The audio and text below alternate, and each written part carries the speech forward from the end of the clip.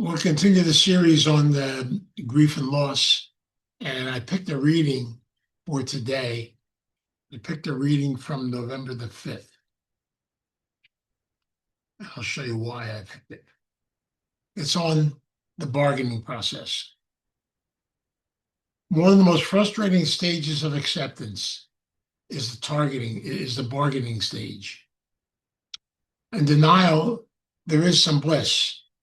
In anger, there's some sense of power. In bargaining, we go back and forth between believing there is something we can do to change things and make things happen. We can get our hopes up again and again, only to have them dashed. Many of us have turned ourselves inside out to try to negotiate with reality. I want to say that again. Many of us have turned ourselves inside out, trying to negotiate with reality. Some of us have done things that we're absurd in retrospect once we've achieved acceptance. Adult children have bargained with their losses. Maybe if I'm the perfect child, then mom and dad will love and support me. Maybe they'll stop drinking. Maybe they'll be for me what I want them to be.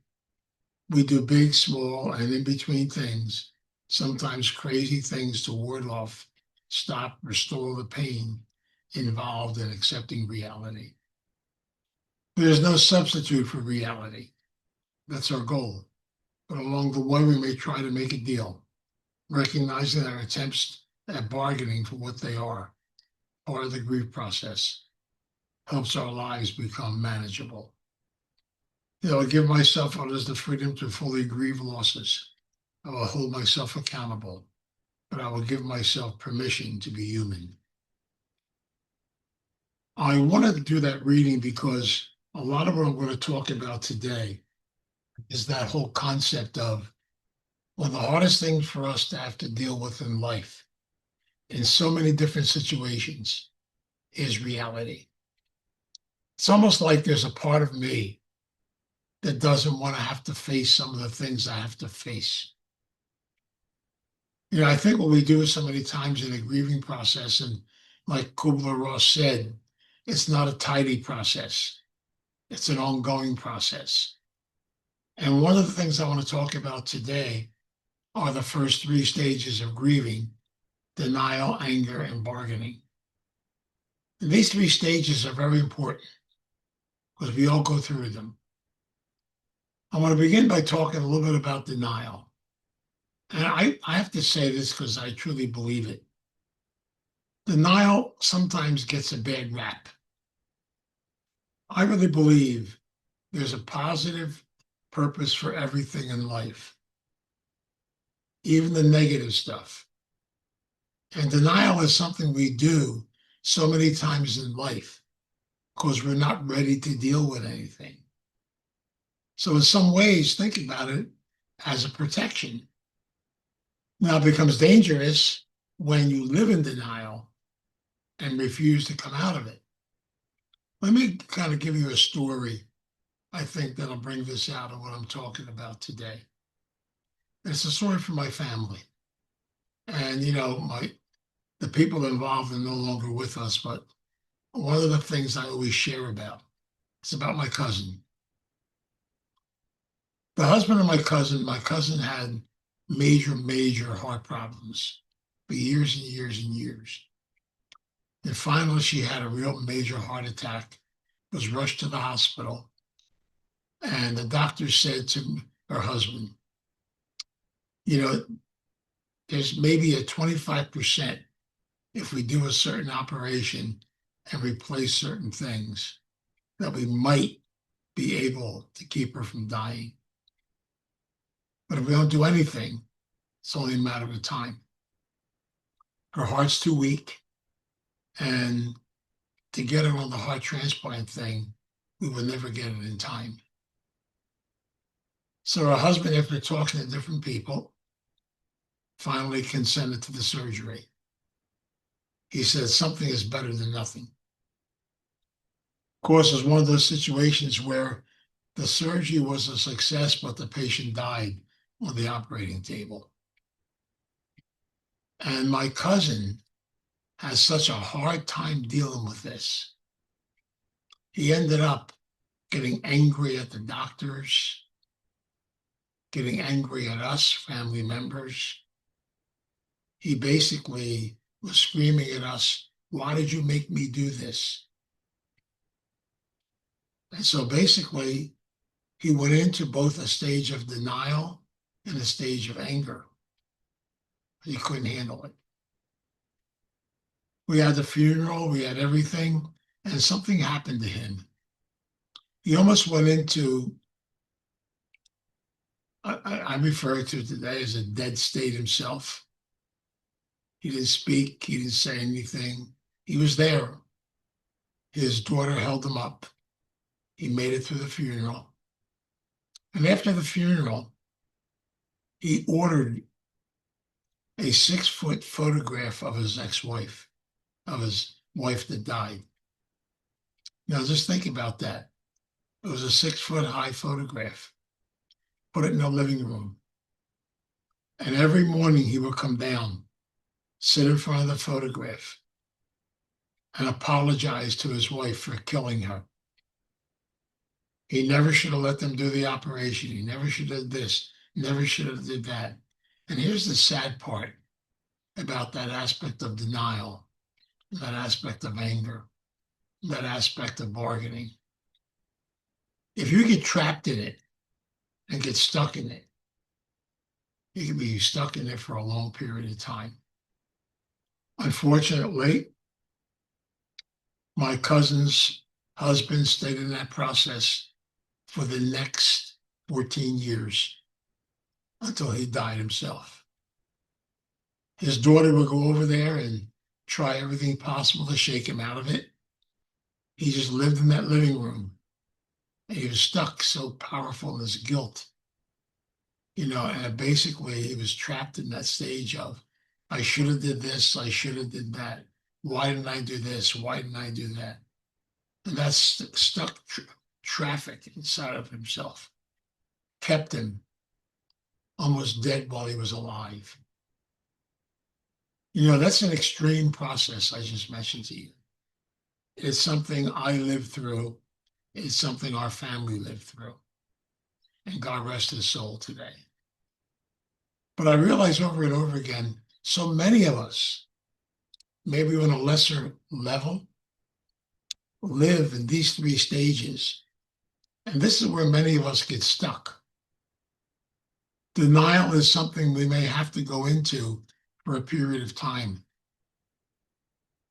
And then maybe eventually we have to deal with stuff.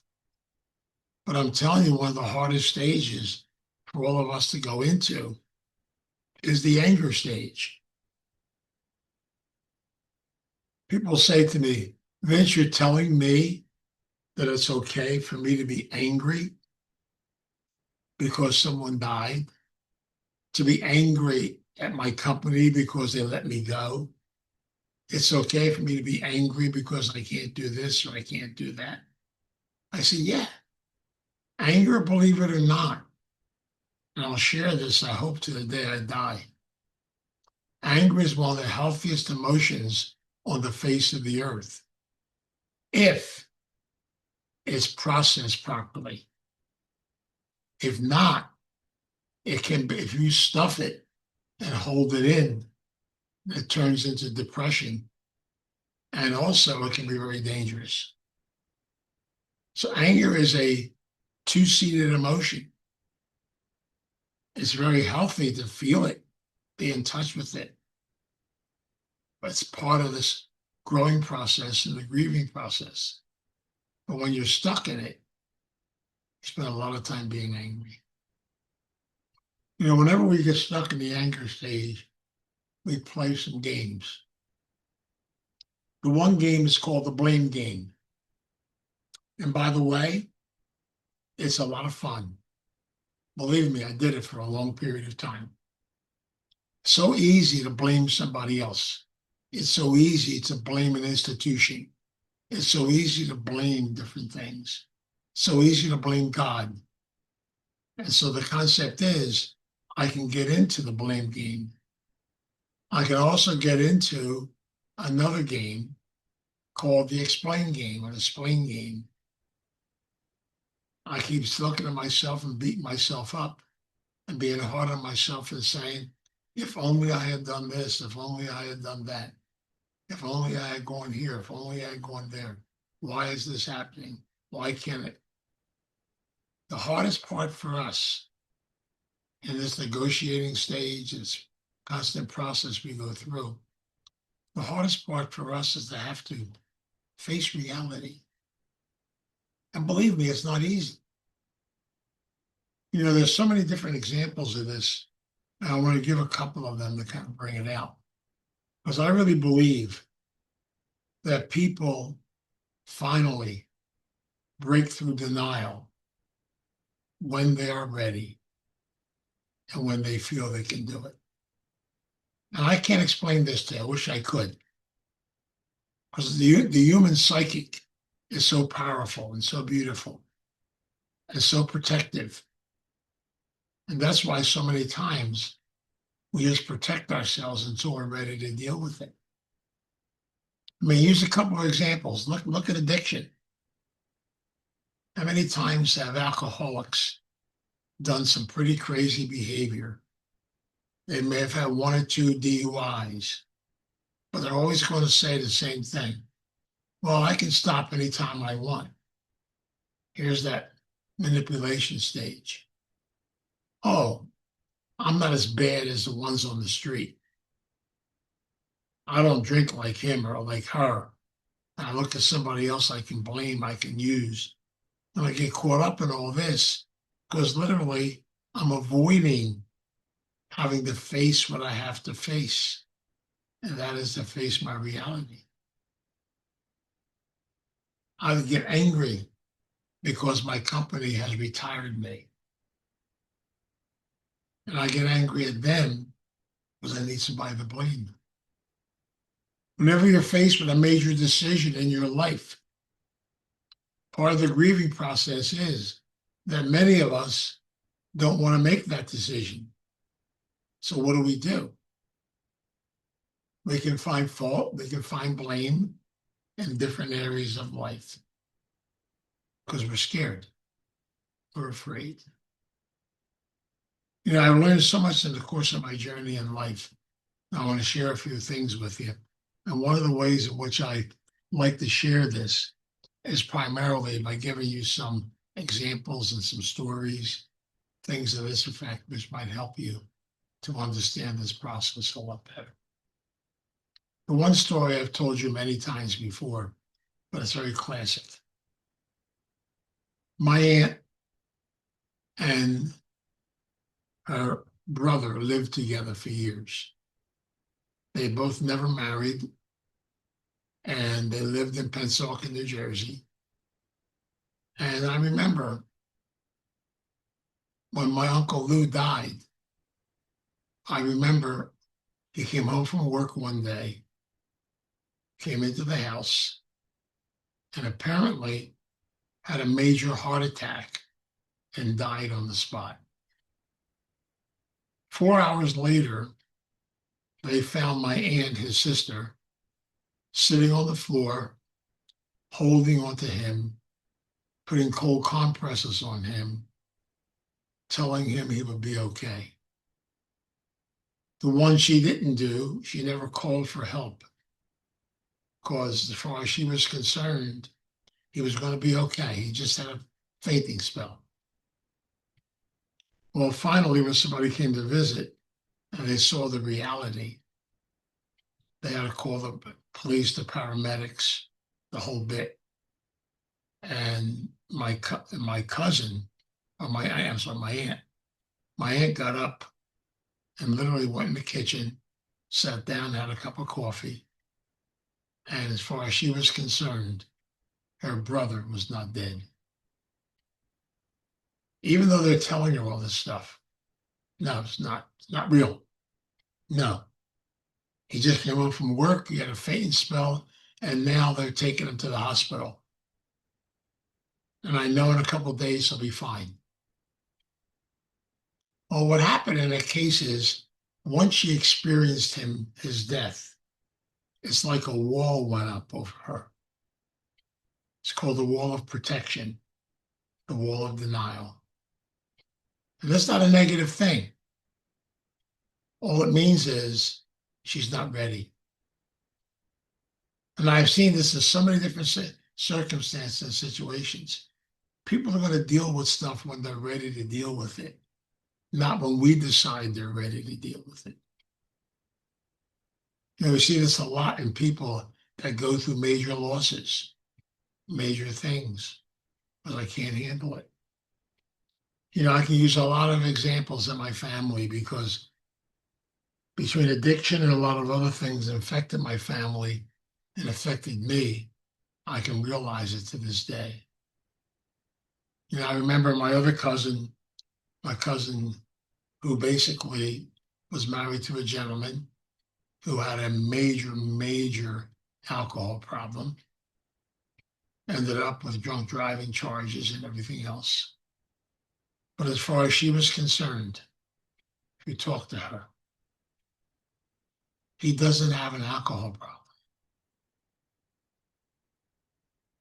Basically, he may just once in a while have a little bit extra to drink. So she downplayed the whole thing because that's what she could handle, not what he could handle. And we see this if we go to an Al-Anon meeting, go to an Al-Anon meeting, you hear this concept over and over again. Because basically a part of us wants to fix people. I want them to understand. I want them to face reality. But no one will face reality until they either have no choice or it just comes to that point where they have to deal with it. See, one thing I know about reality, eventually it will come back to visit you. You can't avoid it. You can't run away from it. You can't hide from it. It will eventually get you. And I say this because this is some of the basic realities we have to deal with in life. And grieving is a hard thing to do. We go through it. You see people go through what I call their midlife crisis. I don't want to get old, so what do? I go to the beauty parlor and I want them to make me look young. Okay, so now you're old, but you look young. You're still getting old. Men go through this in midlife crisis where I want to be 20 again. I act like a 20-year-old. I want to run around with somebody. So you see guys in their 50s, 60s, and 70s wanting to date somebody that's 22, 23 years old. It's like they're trying to live something all over again. Because one of the hardest things to do in life is to be able to accept the reality of the aging process. It's one of the toughest things in life to deal with. I don't care who you are or where you are. As you go through this, you're going to feel it. I know on my own journey, I'll be coming up to 86 this year. It's closer to 90. It's all part of it. And a big part of me, wishes I could do things differently. And yet a big part of me is grateful. But I know, like you or anybody else, we are going to basically not want to have to face the reality. I can no longer do this. I can no longer do that. And then we get caught up in the other reality, that I want to be able to put myself back in place. I want to be able to get it done. But you can't. Acceptance. Acceptance is one of the toughest words on the face of the earth. We don't come to acceptance until we're ready. We don't come to facing things until we're ready. So like all of us, we're all battlers. We're all fighters. We all want to get things done. We all have the grieving process is a powerful process. Let me tell you a funny story so I can get you to laugh a little bit instead of being all too serious. This is one of those stories that's true, that's serious, but it's also a little bit on the laughable side. My neighbor across the street told me this story. My neighbor was raised in that wonderful state called South Philadelphia. You might be familiar with it. Anyway, she told me the story that this gentleman who lived on her street, one of her neighbors, was brutal to his wife. He was like the king. He was sitting in his easy chair. He had a beautiful photograph of himself up on the wall. He would admire that photograph. And so very abusive to his wife, very demanding. And one day he said to her, when I die, you take that photograph and put it in my coffin with me. Of course, in her mind, she's saying, hurry up, will you? I'd be happy to. Well, eventually he did die. So when he died, she took the photograph down, gave it to the undertaker, and said, do me a favor. He wants this in his casket with him. Please put it there. About later on the next day, she gets a phone call from the undertaker. And he says, do you mind if I take the photograph out of the frame because the frame's too big to fit in the casket? And she said, I don't care. Do whatever you want to do. So about an hour later, the undertaker calls her back and says, ma'am, I think you better come down here to the office. She said, why? Just come down, please. Please. So she was all confused. She went down there. And when she arrived, he said to her, I hate to tell you this, but I took that picture out of the frame. And behind the frame, he had hidden over $50,000 in cash. He was taken with him to his grave. Well, she went home and told her sons. Of course, her two sons, their reaction was, oh, just dig a hole in the backyard and throw him in it. So the anger started coming, and she just kept saying, oh, no, no, no. We have to bury him, be nice. He was your daddy, all this. She didn't want to get it. She had a hard time getting angry. And yet, the two sons did it for her. They had the funeral. She wanted to have a regular funeral. They had a very Catholic funeral in the Catholic Church. They had the casket there. And during the ceremony, during the wake part of it, one of the sons took one of those long needles for crochet, went up to the casket, and started stabbing his father, screaming and yelling, calling him names, everything. And the whole church was shocked. But see, what happened there is something I want to talk with you about the anger stage. When you build this anger up inside of you, either towards a person or a situation or what happens to you, if you don't process that anger's got to be processed. That's why I say this over and over and over again.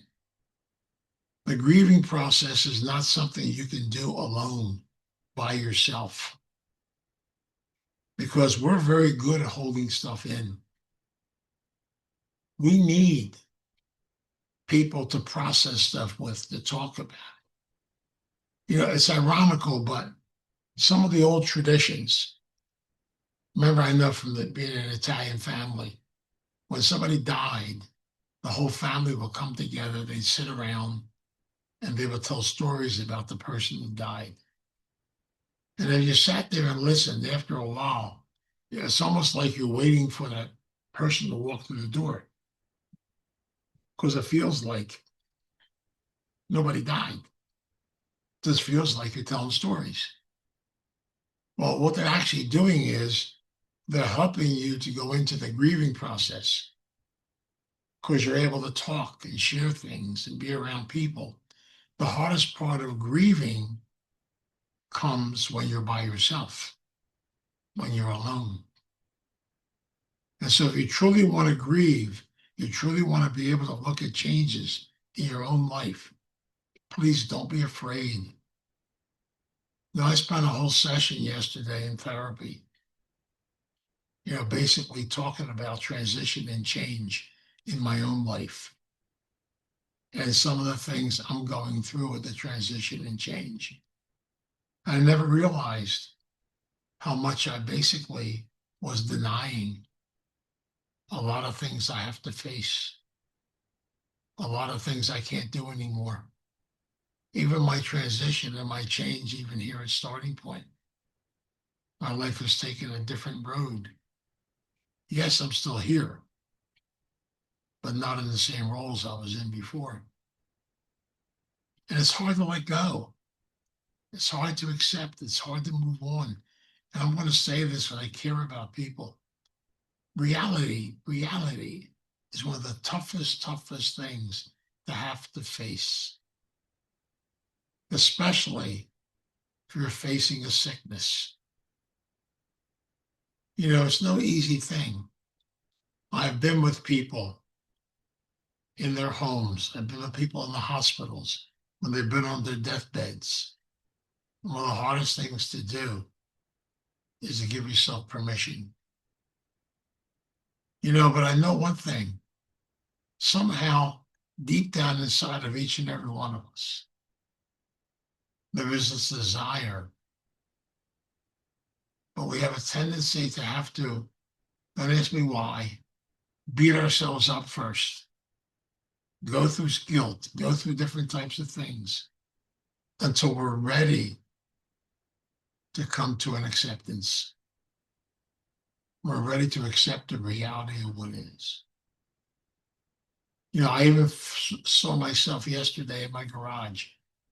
I got this 50-pound bag of ice melt, and I got half of it, maybe a quarter of it, out of the bag. And I decided, well, it's lighter now. I can lift it. I went to lift it, and guess what? If I got it that far off the ground, I was lucky. Once again, I had to go get somebody to help me. It's not easy. It's a hard part. Just simple things that you thought you could always do. All of a sudden, you can't do them anymore. All of a sudden, life changes. Even concepts of families change, situations change.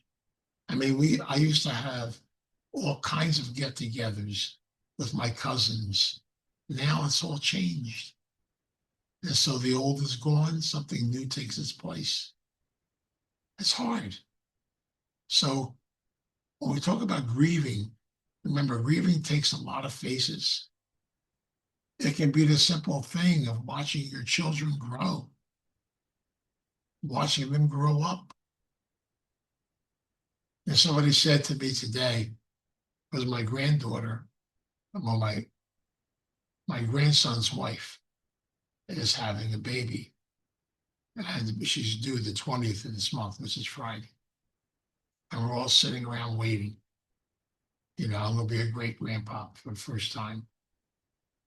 And the bottom line is, somebody said to me, well, what are you going to do if you're working at Starting Point and she has the baby? You're going to jump in your car and head up there? She lives in Harrisburg, by the way. I said, no. I said, that's the value of being a great grandpa. The other people will be there, and my wife and I will go see the baby later in the week, calmly and gently. See, I realize now, even your positions in life, they change. And I was thinking the other day, I won't be able to do half the things I did with my grandkids, with my great-grandkid. I have to do things differently.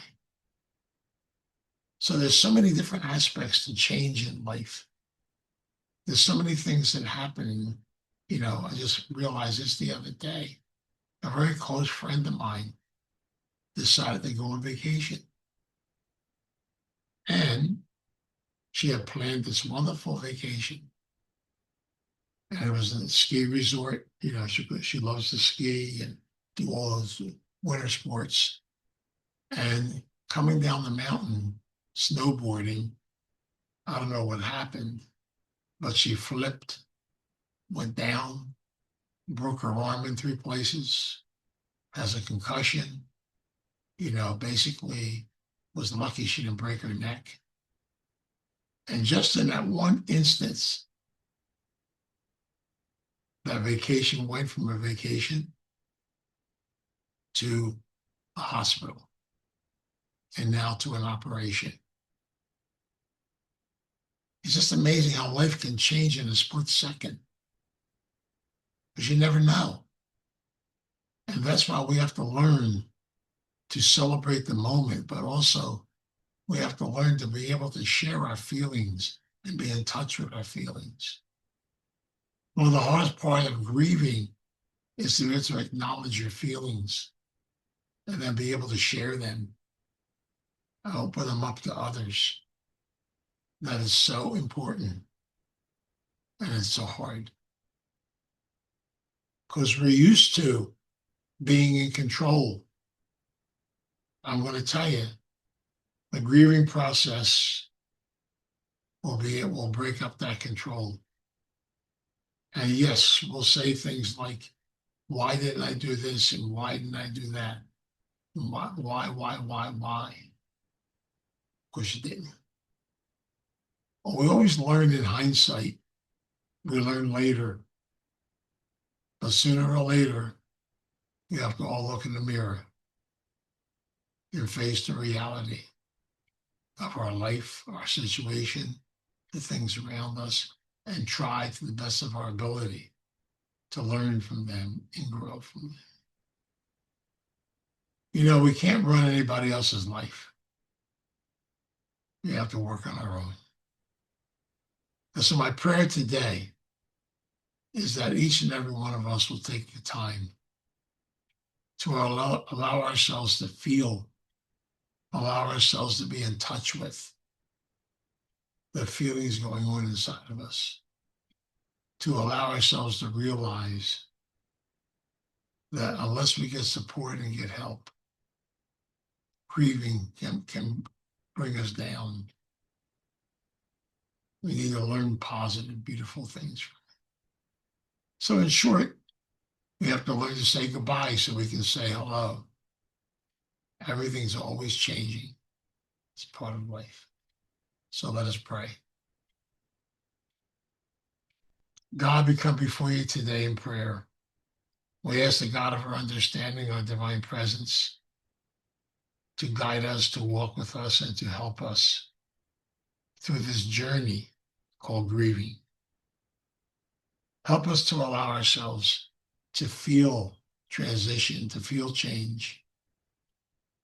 Allow us to be able to feel the feelings that go on inside of us. Teach us how important it is that we don't try to do this alone, that we have people to support us, to guide us, to be with us along the way. We learned that without your guidance, without your help, we may not be able to handle certain things. But with your guidance and with your help, all things are possible. And so we come together realizing that because of our humanness, sometimes we try to do it our way. Please help us to ask for guidance, direction. Help us in our growth as people to see the beauty of this process called grieving. So in gratitude and in love, we come together. We say thank you. We try to be open to new things and new directions, but above all, to be able to face the reality of life and learn the lessons we can learn from it. We pray and we ask for this guidance and for this direction. We pray for it in your name. Amen.